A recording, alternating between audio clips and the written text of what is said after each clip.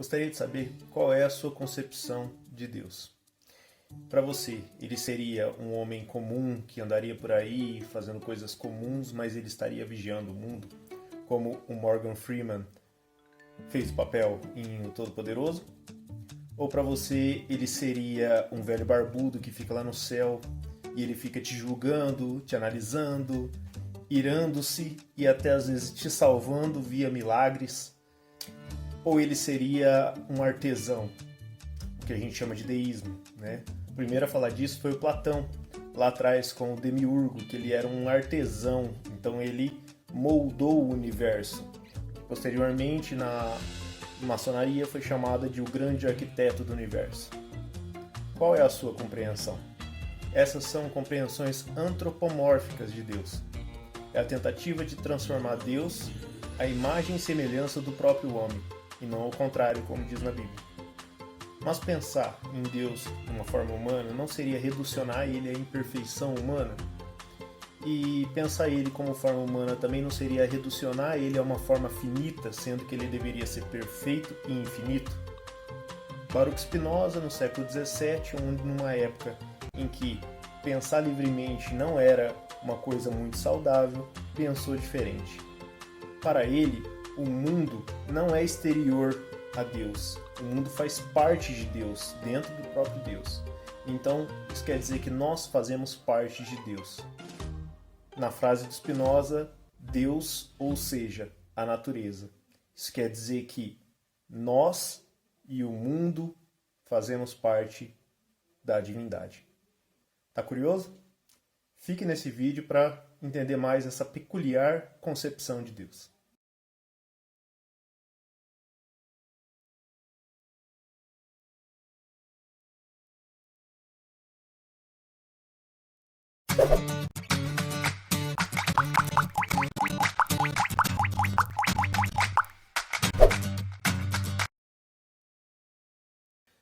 Bem-vindos! Eu sou o professor Cleison e estou aqui para fazer a velha filosofia ser um pouco mais entendida.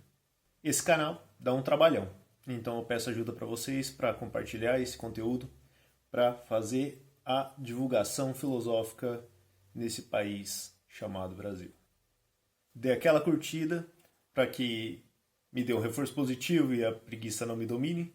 Comente se tiver dúvidas, sugestões, façam pedidos ou se eu cometi algum erro que passou despercebido, deixe nos comentários que eu vou dar a errata na próxima. Esse canal está em construção e aqui é o único lugar que você pode dar palpite na obra e no trabalho do engenheiro. E se inscrever é muito importante para você não perder nenhum conteúdo que a gente está postando, porque vai vir muito mais pela frente.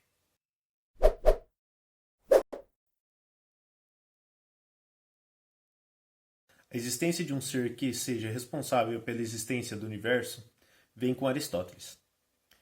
Antes de Aristóteles, os filósofos pré-socráticos tentavam entender o mundo por meio da razão e tentavam achar uma substância natural que fosse o fundamento do universo.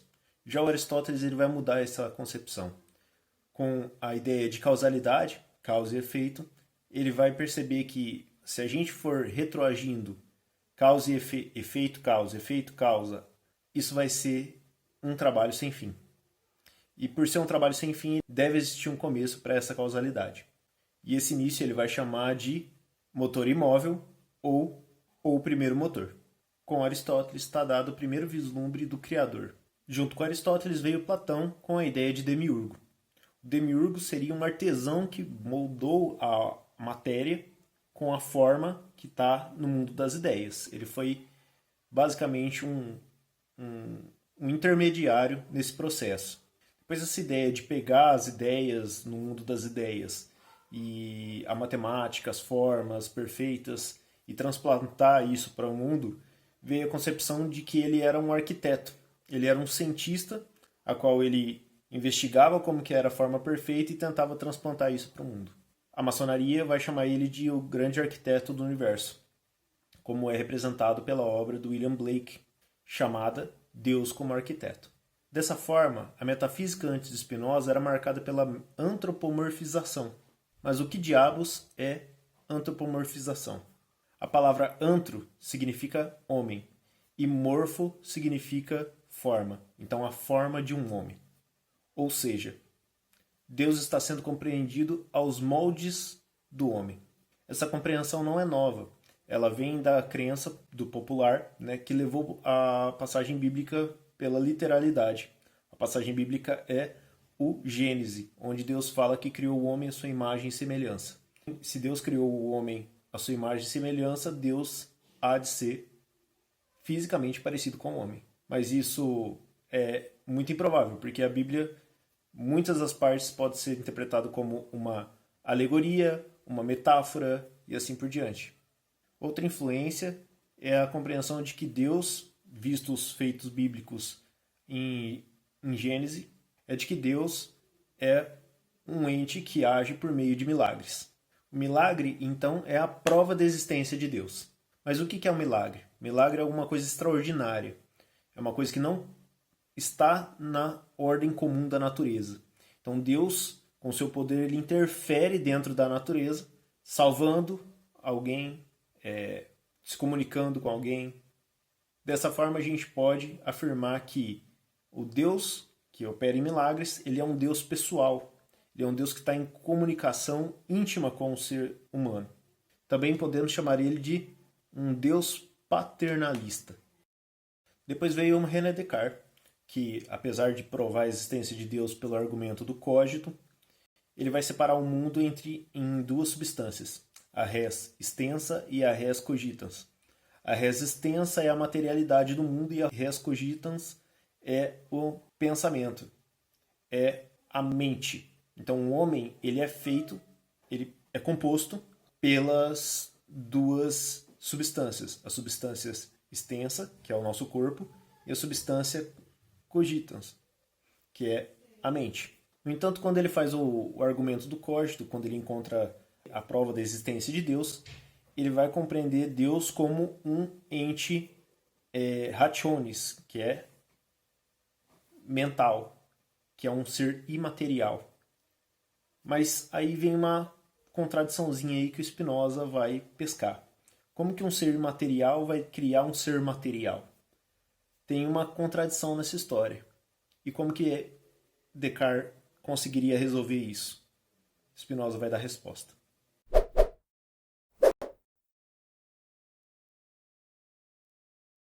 Spinoza aprimorou a estrutura de Descartes, eliminando esse problema e renomeando alguns de seus conceitos para ficar mais inteligível. Descartes usava muito o termo substância, o que confundia a todos. Spinoza, então, eleva o conceito de substância ao mais alto da hierarquia. Substância, desse modo, é um dos três termos usados para referir-se à totalidade: Deus, substância e natureza. Na matemática, os números são infinitos, e entre o 0 e 1 há infinitos números, e entre 0 e 0,1 outros infinitos números, ou seja, várias formas de infinitos e vários graus de natureza de infinitos. Spinoza concebia o mundo geometricamente, isto é, de forma matemática. Deus, para ele, deve ser infinito de todas as formas possíveis, e então, da mesma forma que a matemática, sua estrutura possui vários graus de infinito dentro de infinitos. Deus é infinito por ser a totalidade. A res cogitans é infinita por ser a mente de Deus, e a res extensa por ser seu corpo. Dentro de cada um desses atributos há infinitas mentes pensantes e infinitos corpos materiais. Mesmo o corpo e a mente sendo finitos dentro de infinitos atributos, outro infinito se dá, que é a quantidade infinita de coisas finitas. Então, há milhares de seres e a somatória desses seres é infinito. Para sustentar as infinitas mentes, alguns intérpretes afirmam que as coisas, inclusive as inanimadas, possuem uma mente, mesmo que simples. Então, até os objetos, até a mesa, a cadeira, a planta, o animal, eles possuem uma mente. Outros intérpretes afirmam que, ao somar todas as mentes espalhadas pelo tempo, terminaria por ser uma quantia infinita. Aí eu te pergunto, por que não ser os dois? Essa é uma discussão que ainda está aberta. Deus é único, perfeito, autossuficiente, completamente livre, infinito em todos os sentidos. Ele se expressa de infinitas formas e é composto de infinitos atributos. Essa parte de expressar de infinitas formas é muito importante porque, mesmo os homens participando do mesmo gênero, da mesma espécie, eles se expressam de forma completamente diferente. Então, os encontros da nossa vida, eu tive a minha própria vida, você teve a sua própria vida, os seus amigos tiveram outras experiências, cada um vai agir de uma forma diferente, cada um vai se expressar de uma forma diferente. Um vai tocar uma guitarra, outro vai ser mais agressivo, outro vai ser mais complacente, outro vai ser respeitoso, outro vai ser cavalheiro e assim por diante. É essencial as pessoas se expressarem de forma diferente para que Deus se expresse de infinitas formas. Aí que entra um probleminha, porque se ele se expressa por meio dos homens, então um assassino também pode se expressar. Então, o mundo do Spinoza não é um mundo perfeito, não é um Deus que impede o mal. É um Deus que o próprio mal faz parte dentro desse contexto. Mas o mal não é um ente em si. Não é uma característica de Deus. O mal é uma característica que a gente interpreta. O mal é sempre pessoal. Para mim, é mal uma pessoa me dar um soco na cara. Mas para outras pessoas que estão olhando aquilo, pode não ser mal. O mal vai ser questão de interpretação. O mal é relativo. E como que a gente resolve esse probleminha? Na natureza, os animais comem uns aos outros e ninguém julga eles como mal. Mas o homem julga como mal o outro agredir ao outro. Por quê? Porque a gente criou instituições, o Estado, regras, que é as leis que a gente segue, que dita que agressão ao próximo é ruim. Então, nós valoramos aquilo como mal para nós, e o próximo também valoriza como mal para o próximo, e a concordância de que aquilo é mal para os dois faz um acordo de que os dois não deveriam agredir um ao outro. Essa ideia de que Deus é infinito e deve se expressar de várias formas não é compatível com a ideia de um Deus antropomórfico. Por quê? Porque esse Deus estaria limitado a uma existência corpórea, uma forma específica. E sendo que Deus deveria se expressar de infinitas formas. E isso se resolve quando Spinoza fala que todos nós fazemos parte de Deus. Isso se explica quando a natureza está inserida dentro da própria substância. Os seres são limitados, e os homens também. A nossa limitação, apesar de que é um pouco mais complexa e mais perfeita do que os animais e as plantas e os objetos inanimados, nós só conseguimos acessar 2 dos atributos de Deus. E ele tem infinitos. Esses 2 é o pensamento e a extensão. O sujeito percebe o mundo ora pelo atributo da extensão, ora pelo atributo do pensamento. Mas o que isso quer dizer? Que ele experimenta o mundo por meio dos sentidos, mas quando esses sentidos produzem uma informação, vai para o cérebro, para a mente, e a mente processa essa informação e ela pensa, ela raciocina, ela liga, ela transforma aquela informação em uma coisa nova. Diferente de Descartes, que concebia a mente e o corpo, que era ligada pela glândula pineal, uma coisa momentânea e que a mente ela domina o corpo e não o contrário, Spinoza vai conceber de que a mente e o corpo ela está em constante comunicação, ela está unida, ela é uma só. Acontece de uma forma tão rápida que a mente influencia no corpo e o corpo influencia na mente. Ora, o que acontece na mente sobressai ao corpo. Ora, o que acontece no corpo se sobressai à mente.